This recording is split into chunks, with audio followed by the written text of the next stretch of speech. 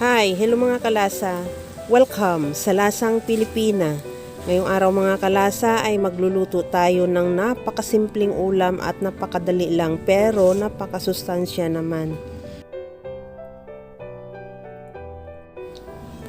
Iprito muna natin yung tokwa, 3 peraso, hiniwa ko lang siya sa gitna. Antayin lang natin mag-brown yung kabilang side at saka baliktarin. Ganon din yung kabilang side, pagkaluto tanggalin muna sa kawali at ilagay sa bowl at isit aside.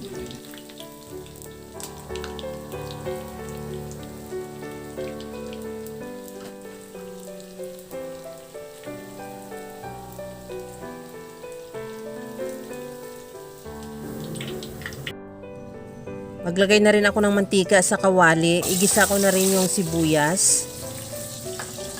Ihalo lang hanggang sa mag-translucent. Ilagay ko na rin yung bawang. The same process, ihalo hanggang sa maluto yung bawang.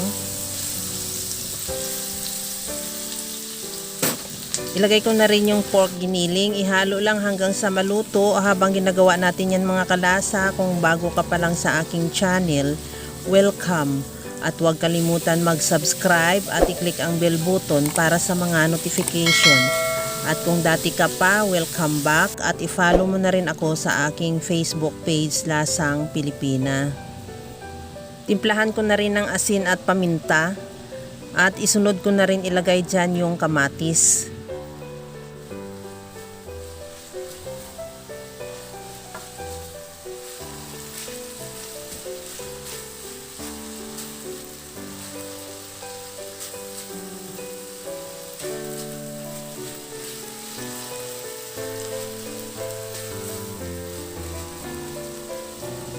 Ilagay ko na rin yung puno ng pitsay, yung white part niya.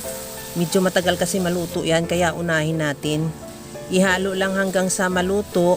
Pagkaluto niyan, isunod na rin natin yung dahon ng pitsay.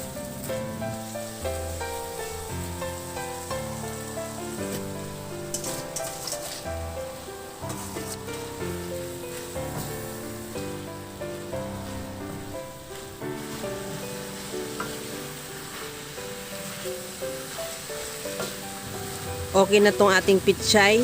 Luto na rin yung dahon. Ilagay ko na yung piniritong tokwa. Ihalo lang din. At timplahan ko na rin yan ng patis. Pwede naman kahit anong itimpla mo. Kung pwede mo siya lagyan ng liquid seasoning or asin. Kunting halo lang at ready to serve na yan yung ating masarap na ginisang pitsay. Mga kalasa, kung nagustuhan mo yung ating video, please like na lang at pakishare na rin sa inyong mga friends. At kung bago ka pa lang sa aking channel, subscribe na at i-click mo na rin ang bell button para sa mga notification. Okay na tong ating pitsay, ilagay na lang natin sa ating serving plate at ready to serve na. Kaya mga kalasa, alam ko kayang-kaya mo rin tong gawin dahil sa sobrang simple at napakadali niya lang lutuin. Kagaya lang lagi sa sinasabi ko na wala namang hindi marunong magluto basta sa simpleng paraan lang. Hanggang sa muli mga kalasa, thank you for watching. Bye-bye!